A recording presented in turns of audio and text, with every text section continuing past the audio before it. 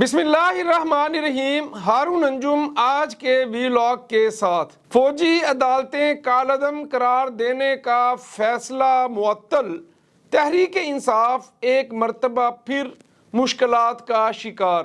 عمران خان اور شاہ محمود قریشی کی cipher case میں خصوصی عدالت کے جج ابوالحسنات ذوالقرنین کے ساتھ دوران سماعت شدید جھڑپیں، فرد جرم عائد ملزمان کا صحت جرم سے انکار۔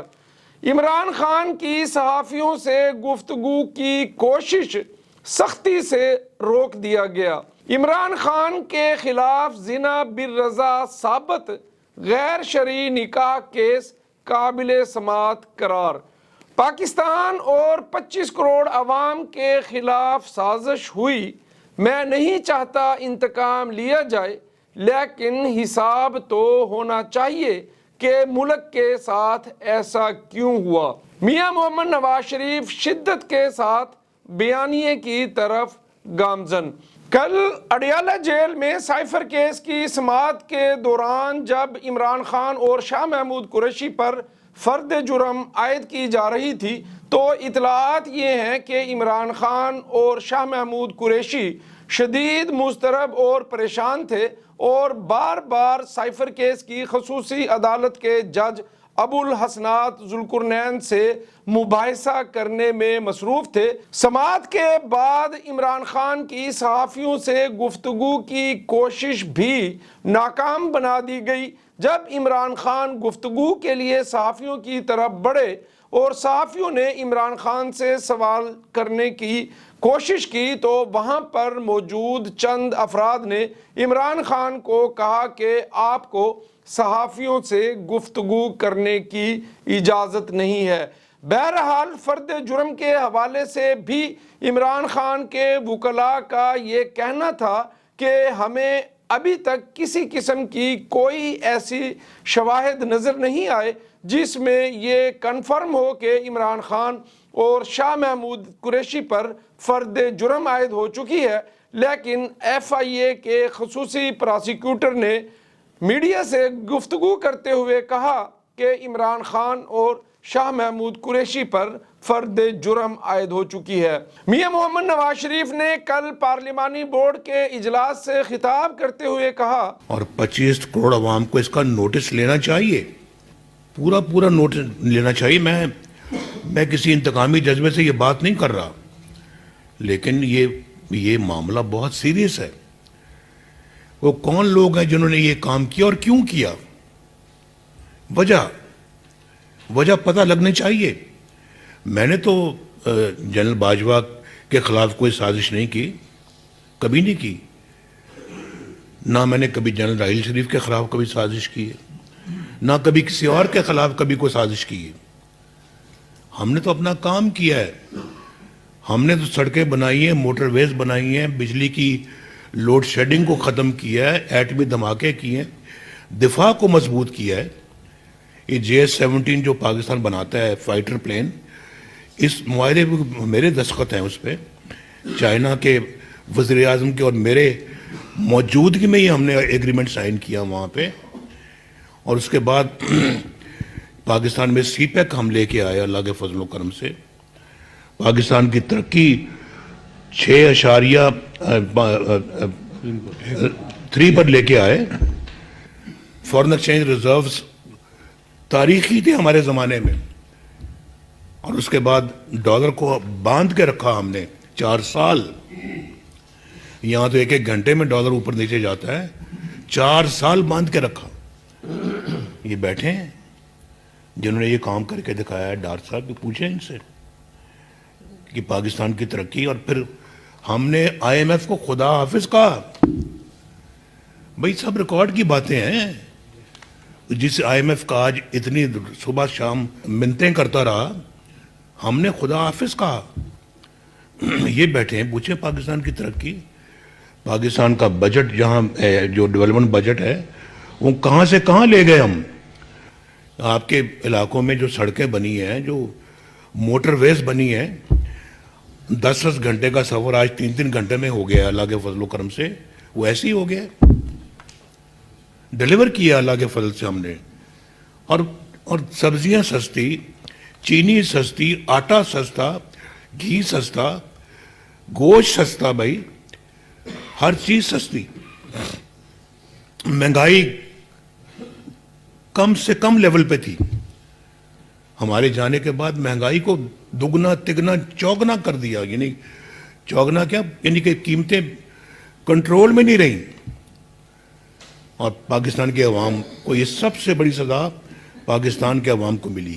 मैं इंतकाम लेना नहीं चाहता, लेकिन जिन लोगों ने पाकिस्तान और पाकिस्तान के 25 करोड़ अवाम से ज्यादती की, उनका हिसाब तो होना चाहिए। उन्होंने कहा कि ना मैंने कमर जावेद बाजवा के खिलाफ साजिश की, ना मैंने राहील शरीफ के खिलाफ साजिश की, तो मेरे खिलाफ साजिश क्यों की गई और मुझे क्यों निकाला। मियां मोहम्मद नवाज शरीफ एक मर्तबा फिर अपने उसी बयानिए की तरफ वापस गामजन, जब उनको 28 जुलाई 2017 को नाअहल करार दिया गया था और वो बरास्ता जीटी रोड इस्लामाबाद से लाहौर पहुंचे, तो दौरान सफ़र उनका यही बयानिया था कि मुझे क्यों निकाला। और एक मर्तबा फिर मियां मोहम्मद नवाज शरीफ अल अजीज़िया और इवन फील्ड रेफरेंस में बाइज्जत बरी होने के बाद अपने इस बयानिए में शिद्दत लाते जा रहे हैं, और बात जहां ख़त्म हुई थी वहीं से शुरू हुई कि मुझे क्यों निकाला।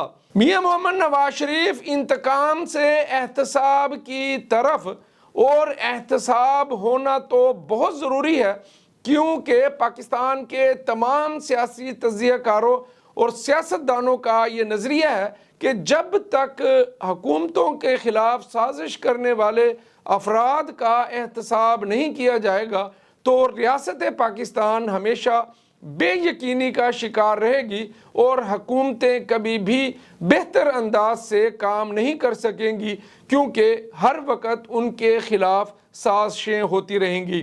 दूसरी अदालत में इमरान खान और बुशरा बीबी के गैर शरई निकाह के केस को काबिले समाअत करार दिया जा चुका है और कहा जा रहा है कि ये जिना बिर्रज़ा का केस है। खाबर मानिका बुशरा बीबी के साबिक शोहर ने इल्ज़ाम आयद किया था कि इमरान खान और बुशरा बीबी ने इद्दत पूरी होने से पहले निकाह किया और इससे पहले भी इमरान खान और बुशरा बीबी के नाजायज़ ताल्लुकात थे। इस केस के सबसे अहम गवाह खाबर मानिका के 35 साल तक रहने वाले घरेलू मुलाजम लतीफ़ का बयान था, जिसमें उन्होंने कहा था कि जब इमरान खान बुशरा बीबी के घर आते थे तो मैंने कई मर्तबा उनको हालत जिना में देखा। अब ये केस काबिले समाअत करार दिया जा चुका है और आने वाले दिनों में इस केस की समाअत भी रोज़ाना की बुनियाद पर होगी और इमरान खान के ख़िलाफ़ जो केसेस ज़ेर समाअत हैं उनमें ये केस इंतहाई अहमियत का हामिल है। आज भी इस्लामाबाद की एक अदालत में इस केस पर समाअत होगी और खबर मानिका के घरेलू मुलाजम लतीफ़ जो है वो एक मर्तबा फिर अदालत के सामने पेश होंगे। कल बिलावल भुट्टो जरदारी ने भी एक अहम जलसे से खिताब करते हुए कहा कि इमरान खान और उस वक़्त की एस्टेब्लिशमेंट ने दहशत गर्दों से मुज़ाकरात किए, दहशत गर्दों को आज़ाद किया, उनको जेलों से निकाला और उन्हें जहां वो रहते थे दोबारा उससे कहीं ज़्यादा कुव्वत के साथ आबाद किया और उन्हें अपना नेटवर्क कायम करने का पूरा मौका दिया। बिलावल भुट्टो जरदारी ने मुतालबा किया कि पाकिस्तान 10 से 15 साल पीछे चला गया। पाकिस्तान में दहशत गर्दी में खौफनाक हद तक इजाफा हुआ और अफवाज पाकिस्तान के नौजवान, पाकिस्तानी कौम के बेटे रोज़ाना शहीद हो रहे हैं और जिन लोगों के मुज़ाकरात की वजह से, दहशत गर्दों को छोड़ने की वजह से, उनको आबाद करने की वजह से और उनको अपना नेटवर्क मुनज़्ज़म करने की वजह से आज पाकिस्तान में दोबारा दहशत गर्दी जो है وہ بدترین طریقے سے آگے بڑھ رہی ہے تو ان لوگوں کو کیفر کردار تک پہنچایا جائے جنہوں نے ریاست پاکستان کے خلاف برسر پیکار دہشت گردوں سے مذاکرات کیے اور ضرب عضب اور جو رد الفساد جیسے آپریشن ہے ان کی جو اہمیت، افادیت اور ان کے نتائج کو ناکام بنایا۔ بلاول بھٹو زرداری کا یہ مطالبہ انتہائی اہم ہے۔ جس وقت عمران خان کی خیبر پختونخوا میں حکومت تھی، چند ہی ماہ باقی رہتے تھے، اس وقت عمران خان، اس کی حکومت اور کور کمانڈر پشاور جو ہے وہ دہشت گردوں سے مذاکرات کرنے میں مصروف تھے۔ تحریک انصاف پر الزام لگایا جاتا ہے کہ انہوں نے اپنے خیبر پختونخوا میں جو آخری 1 سال تھا وہ دہشت گردوں کو منظم کرنے میں مصروف رہی۔ پاکستان تحریک انصاف کے مقاصد کیا تھے اور انہوں نے پاکستان کے ساتھ یہ دشمنی کیوں کی؟ آنے والے دن پاکستان کی سیاست میں انتہائی اہمیت کے حامل سائفر کیس کا معاملہ منطقی انجام کی طرف، بشرا بی بی اور عمران خان کے درمیان غیر شرعی نکاح کا کیس بھی تیزی کے ساتھ آگے بڑھ رہا ہے۔ سپریم کورٹ آف پاکستان نے اپنے ہی بینچ کے فیصلے کو کالعدم قرار دے کر فوجی عدالتوں کو ٹرائل کی اجازت دے دی ہے اور الیکشن کمیشن آف پاکستان بھی چند دنوں کے اندر الیکشن شیڈیول جاری کرنے جا رہا ہے۔ اگلے پروگرام تک کے لیے اجازت دیجیے گا۔ اللہ پاک میرا، آپ کا، ہم سب کا حامی و ناصر ہو۔ چینل کو سبسکرائب کیجئے گا، بیل آئیکن پریس کیجئے گا، دوسرے واٹس ایپ گروپس میں شیئر کیجئے گا اور اپنا خیال رکھیے۔ اللہ حافظ۔